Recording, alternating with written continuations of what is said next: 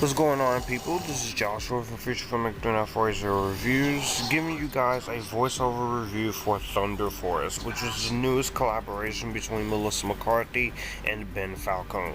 This is written and directed by Ben Falcone, also produced by him and his wife, stars Melissa McCarthy, Octavia Spencer, Jason Bateman, Bobby Cannavale, and Pom Klementieff. Two childhood best friends reunite as an unlikely clarifying superhero duo when one invents a formula that gives the ordinary superpowers. And they have to take down the King, played by Bobby Cannavale. Pretty much. Now, if you guys are new to the channel, thank you guys so much for watching. Be sure to like this video, comment down below what did you guys think of this movie. Did you like it? Did you not like it? Are you somewhere in the middle? And be sure to hit the subscribe button and the notification bell to get notified when news videos are up. With that being said, let's get into Thunder Force. When it comes to Thunder Force, this was something I wasn't over the moon about, but this was something that I was kind of interested to see how it would play out. And when it comes to Melissa McCarthy, she can be pretty funny if you're given the right material, but she does have her bad. But let's go through the stuff that I've seen with her in. I first saw her in the backup plan back in 2010. I thought she was pretty funny there. Bridesmaids is still her best work and still her best role. Identity Thief was actually pretty hilarious in my honest opinion. I very much enjoyed Melissa McCarthy in The Heat with Sandra Bullock. That was a funny movie. Tammy I thought was okay at best. Spy was pretty funny, another one of her best ones from Paul Feig. Life of the Party was okay, but again, I haven't rewatched it. The Happy Time Murders, while it wasn't amazing, it was decent. And I didn't really care too much for her version of 2016 Ghostbusters. But in terms of collaboration with Ben Falcone, I like at least Life of the Party. Timmy was okay, and I skipped out on The Boss. But also the actors involved, besides Melissa McCarthy and Octavia Spencer, I was actually pretty interested to see. And the concept I think is interesting, but let's get into my full-on thoughts.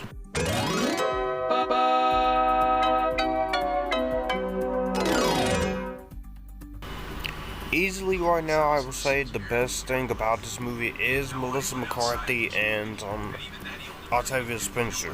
They both do a great job in their roles. I did buy the camaraderie, I did buy the friendship between them, and I actually think they did a pretty good job in their roles for the most part. They are having the time of their lives, which is probably something they also did while they were doing this movie, because I could tell that the camaraderie and the friendship is there, and it is a fun take on the superhero genre in terms of two female superhero movies. So I can say that that's actually something I didn't really mind. I didn't mind the whole camaraderie between Octavia Spencer and Melissa McCarthy. I actually thought they did real good in her. Also, I think the actress who plays the daughter of Octavia Spencer's character, I thought she was pretty good as well, and I do want to see what else she does here as well. And also some of the other actors you have, of course, Kevin Dunn, a well-known actor, he's good here. Tyler Jackson Williams, I thought was good. I also very much enjoyed the younger parts of Melissa McCarthy and Emily Stanton's characters. And I will say that there is some competently shot action scenes here. I can't. And I will say the film is well directed in terms of cinematography. The cinematography by Barry Peterson is fine. I think the cinematography here is fine. And the music is not too bad here. And there were a couple moments in here that made me laugh, and I enjoyed laughing at. And there were also some moments in this movie that, surprisingly, I thought worked fine with Melissa McCarthy and Octavia Spencer. But that's it.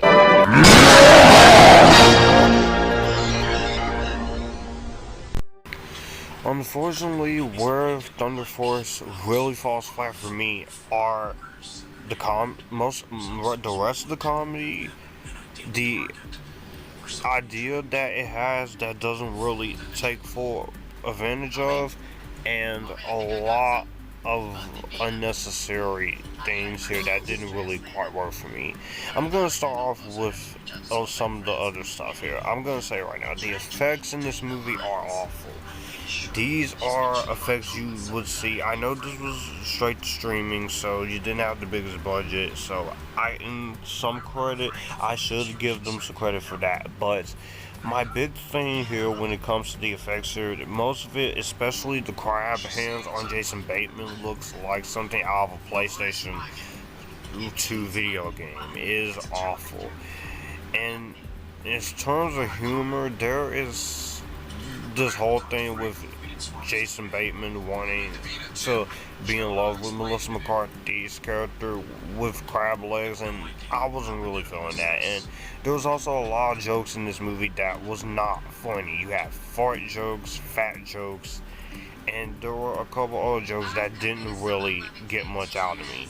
But going back to Jason Bateman, because this guy is a very talented actor, and I do very much like him, but he is completely hamming it up here. He doesn't know what movie he's in. He is funny, but there were some parts with him I thought were actually funny, but a lot of his jokes here in this movie were just not funny, and he is a bit of a waste here. But the biggest waste here is, of course, Pom Klementieff as Laser. She is a very talented actress. I love her in the Guardians of the Galaxy movies. I can't wait to see her in Mission Impossible. She's a very talented actress. But not only that, she's also very pretty and very attractive, so that's easily a positive. You're hot! Damn! But my big thing with Pom Klementieff in this movie is Laser. They didn't really give her much to do here. And that's kind of unfortunate, because I was hoping that she would have something to do here, and besides look pretty and have fight scenes here and there. But she doesn't really have much of a character, unfortunately, and that's pretty freaking sad.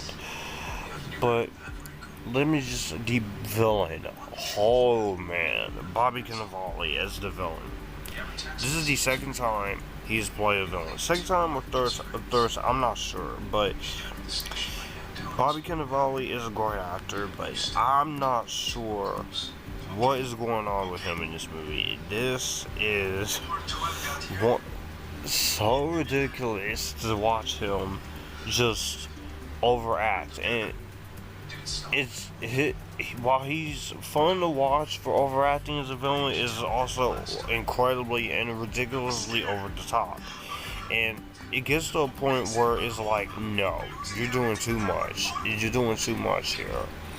But again, getting back to the jokes. I felt like if in the hands of a better writer, and especially a better director, I think most of the other jokes in this movie could have landed. But there's also a lot of jokes in this movie that does not land. And the big thing, it doesn't take full advantage of the premise that you have here, being a superhero comedy. I don't think that part was executed very well, and I felt like that is my biggest issue when it comes to Thunder Force. It doesn't take full advantage of the premise you have.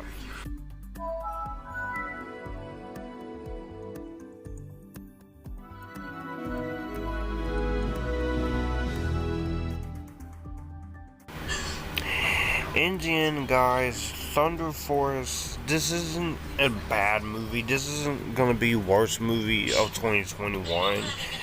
But for me, unfortunately, this movie is wasted potential. You have great actors here, and an interesting idea that I think in the hands of a better writer and director, this could have been better.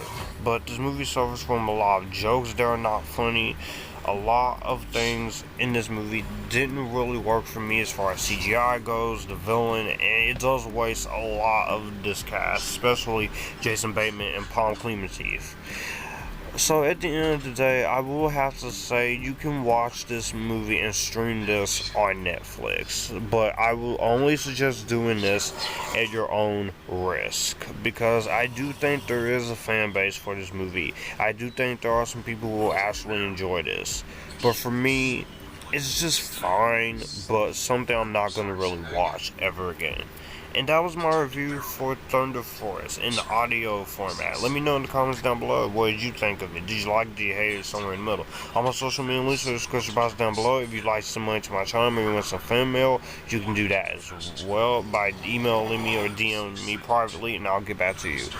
My merchandise store and my wish list are in the description box if you want to buy merchandise or send fan mail to me. Also, as a quick little reminder, be sure to check out the 5 Film Geek podcast channel, and be sure to check that out and stick around for some things on that. As anyways, this is Joshua here. You guys keep it cool. Join the Epictasticness. Now, I'll see you guys in the next review.